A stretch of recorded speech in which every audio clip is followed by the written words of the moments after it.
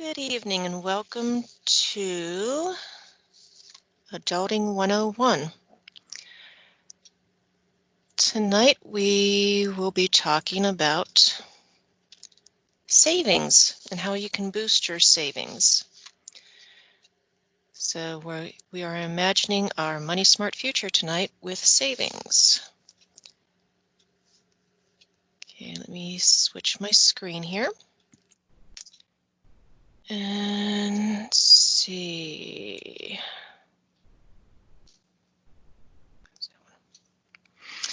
Okay, so take a look at this screen and take a look at this picture, and what do you think is happening in each of these pictures? Okay, so the first image represents spending, and the second image represents saving. So what do you think it means, pay yourself first?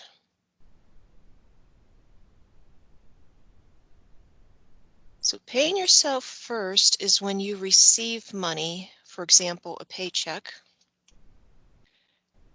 or a monetary gift, and you put some of that money in a savings account before you buy anything that you want or before you pay bills. So why do you think it would be important to pay yourself first before making purchases or acquiring new bills?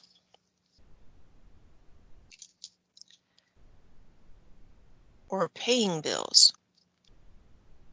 So paying ourselves first helps us to, number one, manage our money better because we are making an informed decision.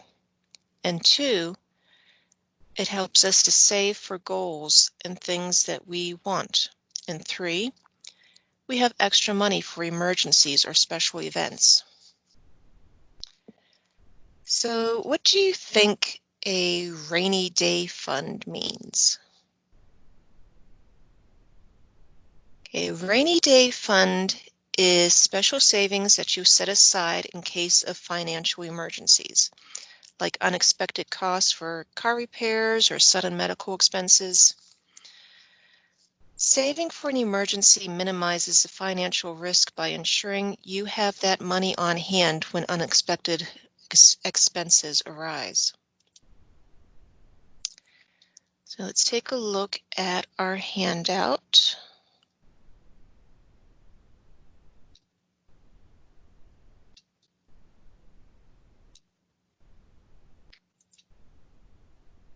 And let's see, here's our handout.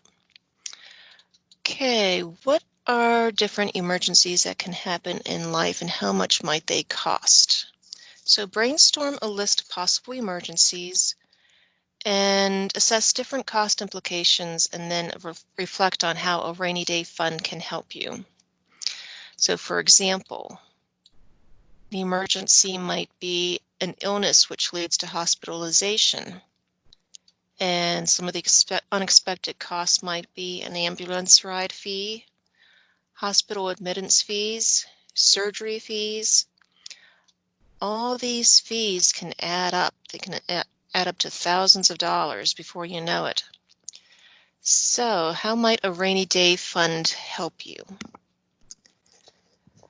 Well, if you don't have health insurance or your insurance doesn't cover all of your medical expenses, a rainy day fund can help you avoid having to take out loans or going into debt in order to pay off those unexpected fees. So what other emergencies might we think of? Maybe our car breaks down and we have an unexpected repair. So maybe like cost of a transmission, cost of new brakes, cost of new tires, things like that. What other emergencies might come up? Let's see. Just brainstorm on your own and think of some other emergencies that might pop up and be helpful to have those funds on hand.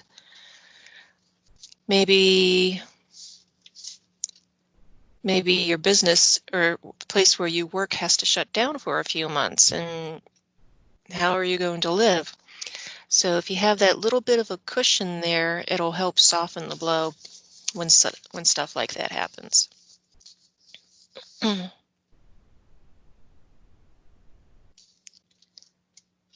let's go back to our slides.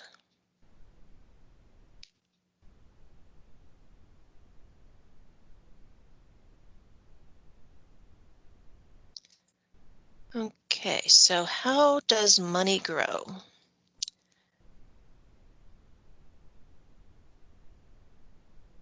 If you put your money into a bank account or savings account, it can draw interest. And interest is the amount of money that banks or other financial institutions pay you for keeping your money on deposit with them. And the interest is expressed as a percentage and is calculated based on time and the amount of money that is in your account. So the more money that you have in your account, or the longer that it is in that account, the more money you're going to earn on the money that you have in there. And then there is compounding interest. And compounding interest is, my definitions here. Compounding interest is interest that is earned not only on the principal, which is your initial deposit into your account, but is also interest that is paid on the principal and the previously earned interest. And we'll look at an example here in a moment that you can see how the money will grow over time. And an annual percentage yield reflects the interest you earn on a yearly basis.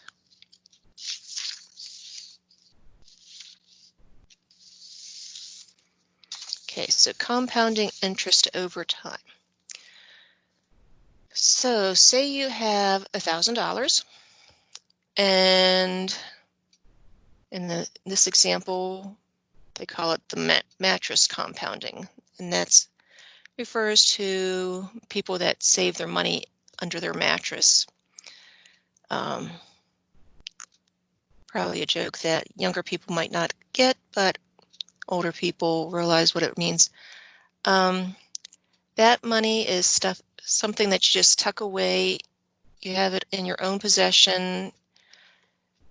It's not earning any interest whatsoever. So at the beginning of 5 years, $1,000 is $1,000, and at the end of that 5 years, that $1,000 is still $1,000 unless you take anything out of it.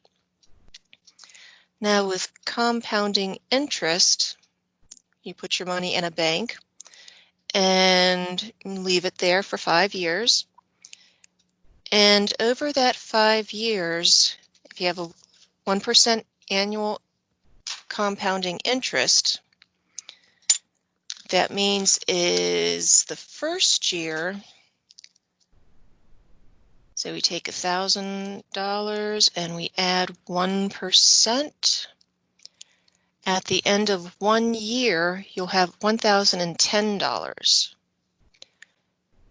Okay, with compounding interest, you're going to take that $1,010, add another 1%, and then after 2 years, you'll have $1,020.10. And each year, it'll grow a little bit more.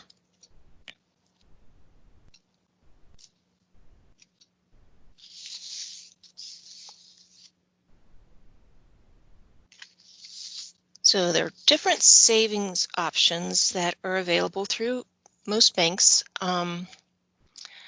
And the different accounts will have different interest rates. So when you're looking to deposit your money into an account, you're going to want to take into account how much interest that account earns you. So like I said, a higher interest, you'll earn more money over time than you will with a lower interest. But you also have to be aware of fees and other stipulations that might come in with that account. So you have a CD, or a certificate of deposit, and that typically offers a higher rate of interest than just a regular savings account. But the thing is, you'll have to keep that money in that account for a set number of months. So sometimes it'll be 6 months, it can be a year, 2 years, 5 years. You can't touch that money. It stays right there. But at the end of that time, you'll have earned a nice interest on it. Money market accounts earn higher rate of interest, usually require a higher minimum balance. So you can't go, in this example, you can't go below $1,000. Otherwise, you'll probably be charged a fee. And you can make deposits and withdrawals just as long as you don't go below that minimum balance. Statement savings accounts is an account which typically allows unlimited deposits, but limits the number of fee-free withdrawals you can make during a month. You can typically earn interest on the money you have on deposit and will receive a statement at least quarterly listing all transactions on the account. And protection. Okay, so if you deposit your money into a savings account or a CD, any protected financial institution, you'll see that they probably have listed on their site FDIC protected.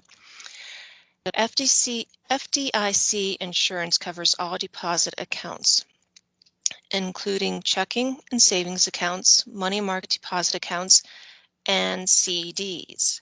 This means that money deposited in an insured financial institution is guaranteed up to the maximum amount allowed by law, or $250,000 per depositor per bank. If the financial institution goes out of business and cannot pay you your money, so you are guaranteed at least $250,000, at least up to $250,000 if the bank goes out of business. And likewise, the National Credit Union Administration insures up to $250,000 per depositor in insured credit unions.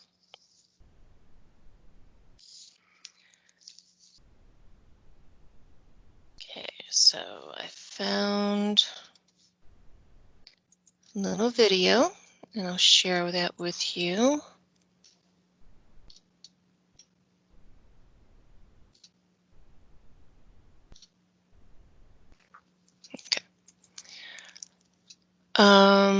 First, let's look at FDIC.gov.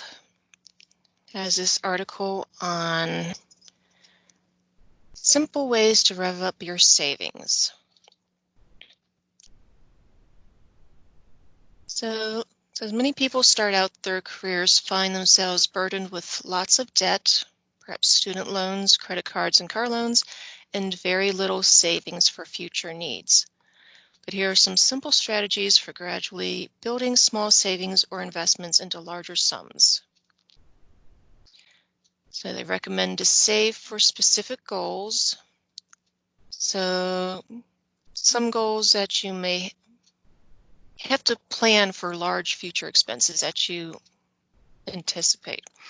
So they could be the cost of education, getting your own home or apartment, buying a car, if you want to start a business, and of course, preparing for retirement. And you might be like, I'm too young to think about retirement, but if you start preparing now, once you get to retirement, you'll have a nice savings set aside for yourself. And you want to have that rainy day fund or emergency fund.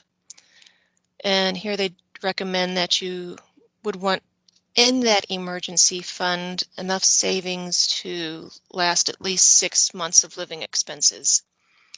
So if you should lose your job or have major expenses, it'll be there, it'll be your safety cushion. They recommend commit to saving money regularly.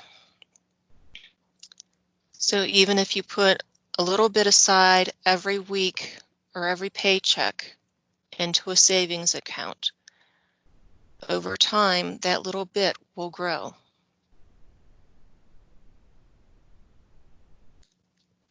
Here they recommend save a minimum of 10% of any money that you earn or otherwise receive. They call it paying yourself first. Put your savings on autopilot.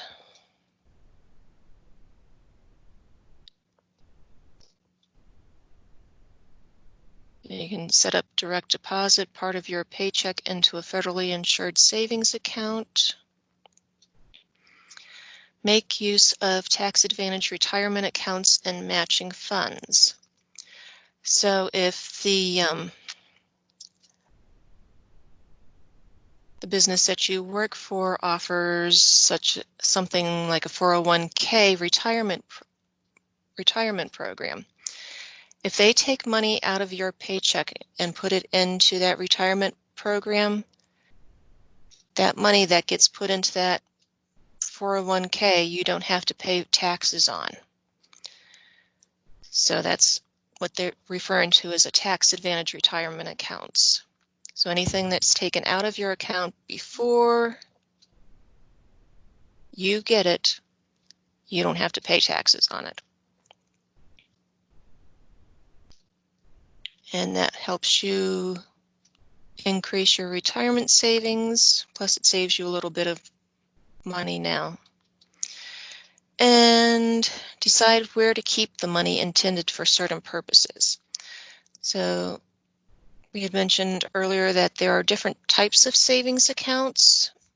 So depending on what you're saving for and how far into the future that expense will be, you could consider putting money aside in a CD if you're going to leave it in that CD for a period of time so it can earn that high interest and give you a better return. And then think about ways that you can cut your expenses and add more to savings. So those are just some tips from the FDIC on ways that you can increase your savings. And let's take a look at 360 degrees of financial literacy. And I found this video which talks about budgets. And I need to share my sound with you. And let's just watch this.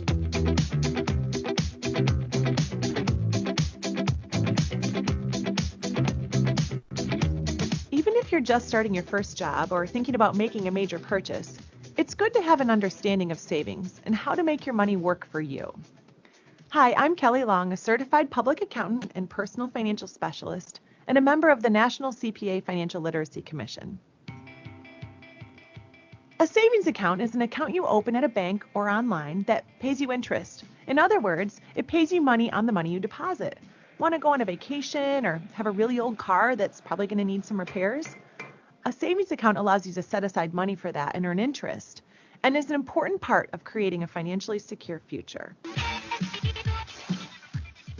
All financial institutions have some type of savings account to offer their customers, but first, be sure to check what their savings interest rates are, and find one that will pay you a higher rate of interest, but be careful of any fees. Some accounts require a minimum balance, or others might charge a fee if you make too many withdrawals during the month. Remember, it's your money. You want to keep as much of it as possible. Ever wonder how people who make a lot of money still run out of money? Well, they didn't take advantage of compound interest. Albert Einstein called compound interest the greatest mathematical discovery and the eighth wonder of the world. That's a bold statement, but he was onto something. Here's how it works. Say you deposit $1,000 into your savings account from graduation gifts or your summer job, earning 5% interest. After a year, you'll earn $50. The next year, you'd earn interest on the $1,050, so you'll earn an additional $53 for a total of $1,103. After 10 years, you'll have a total of $1,629. That's an almost 63% return on your investment. As you can see, saving money early can make a huge difference in your financial future. For more information on savings and for calculators to help you plan for all that money you're going to earn, visit 360finlit.org and start saving today. Okay, and then they have a short quiz after the video. And this one is, what is a savings account? Is it your sock drawer or the mattress? Is an account you open at a bank or online that pays you interest, or an account you use to pay your monthly bills? So a savings account pays you interest.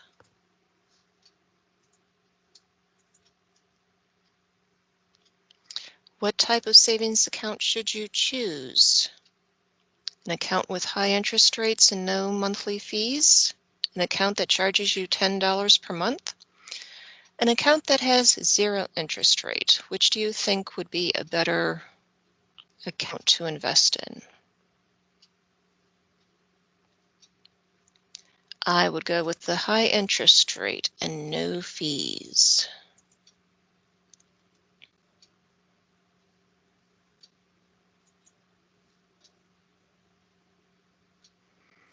And Albert Einstein called compound interest the greatest mathematical discovery and the eighth wonder of the world. But what is it really? Is it interest calculated on the initial principal, accumulated interest of a deposit, or both A and B?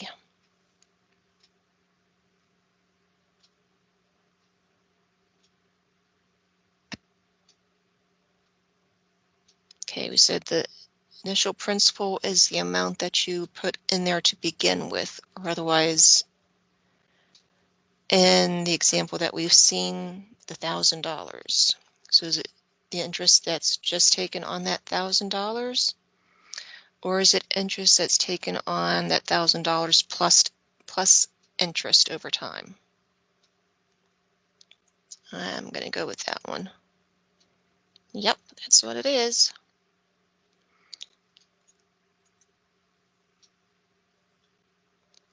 If you deposit $1,000 in your savings account from your summer job at 5% interest rate, how much money would you have after 2 years?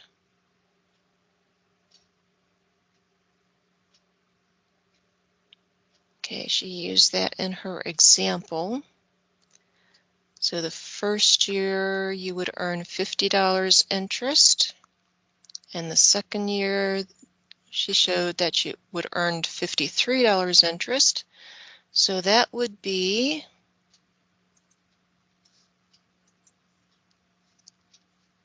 $1,103.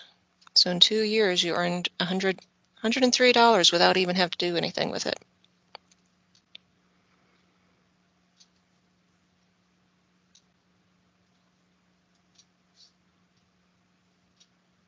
How much would you have after 10 years?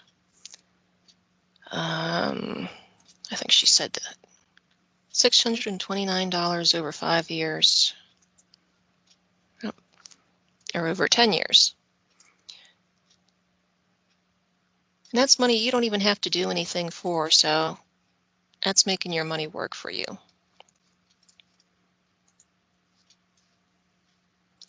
Okay, and then I wanted to show you on 360 Financial Literacy, they also have an emergency savings calculator. So having adequate emergency savings can make unforeseen unemployment, auto repairs, medical emergencies, property damage. Oh, that's a good emergency. If you have a storm come through and break your windows or rip the roof off your house, you want to have some money on hand to take care of that. And even legal issues can make all these things more manageable if you have a bit of an emergency savings.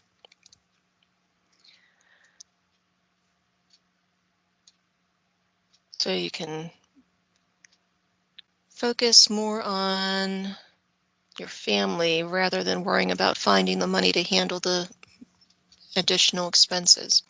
So this calculator helps you determine how much emergency savings you may need and how you can begin saving towards this important goal. So you would enter in the amount you currently have saved.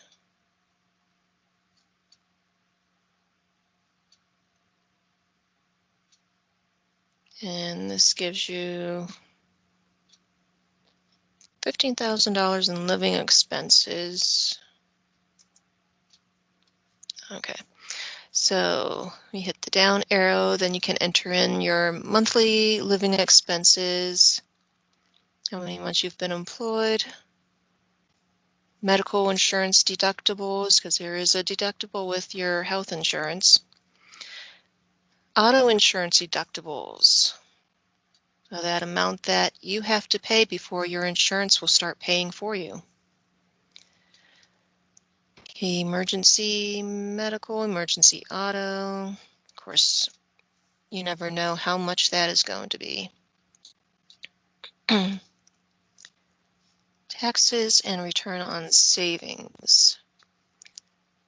So you have a savings account, and I think this is probably pretty much the going rate right now, is 0.25% annual percentage yield on a savings account. And you have your state tax rate, which Pennsylvania would be 6%. Oh, that's sales tax, state tax rate. That could be 8%. And then the federal rate. So it takes all those things into account, and then it calculates out what you currently have, what you should contribute each month,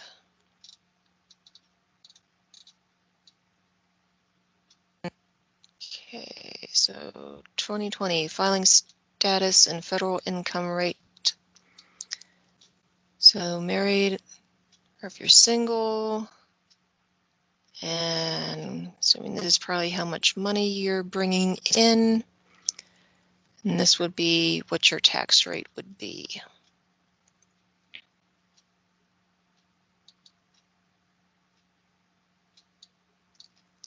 And then state tax rate, assumptions for state tax are the same as those for federal. Calculator assumes you pay state taxes on any interest that you earn. And this calculator also assumes that your taxes are taken out of your savings as they are earned instead of at the end of the year. So that is it'll be a good way for you to figure out how much your monthly contribution should be.